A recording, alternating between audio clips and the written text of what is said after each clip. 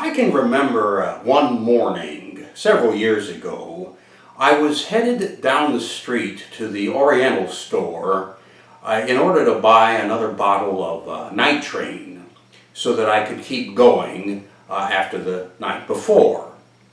And as I made my way down the sidewalk, I can recall passing by a house that had, bordering the front of its yard, typical, traditional, all-American, white picket fence.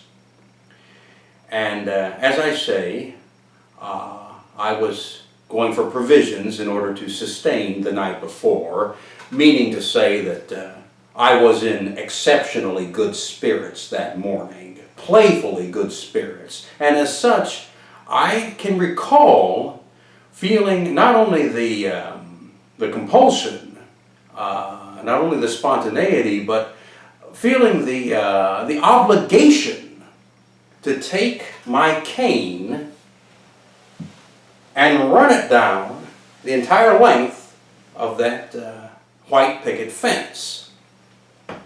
Now, I know it's not quite the same thing, but the woodwork on the back of this chair will illustrate what I mean, even though it requires no illustration.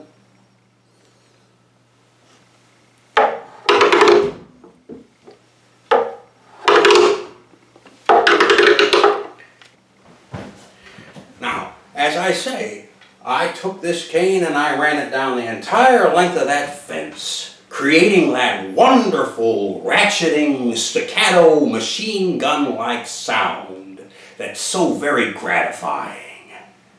Now, as it happens, while I was in the middle of this, an old black blood came pedaling down the street on a bicycle, and he saw me right in the middle of running this cane down the length of that fence. And in that moment, he recognized what I was doing, and he understood why I was doing it. He got it, and he laughed and went right on his way. And I laughed, because I got it. I knew what I was doing, and I knew why. And the whole point to the remembrance is this single hope, poised against what did not happen.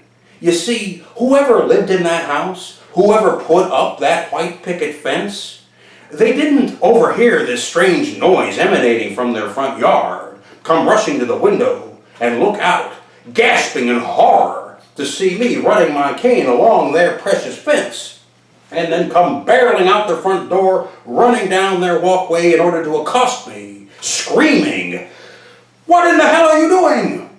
That is my original, authentic, imported, vintage, organically grown, gender-neutral white picket fence. How dare you?" This is Portland after all. No, you see, that didn't happen.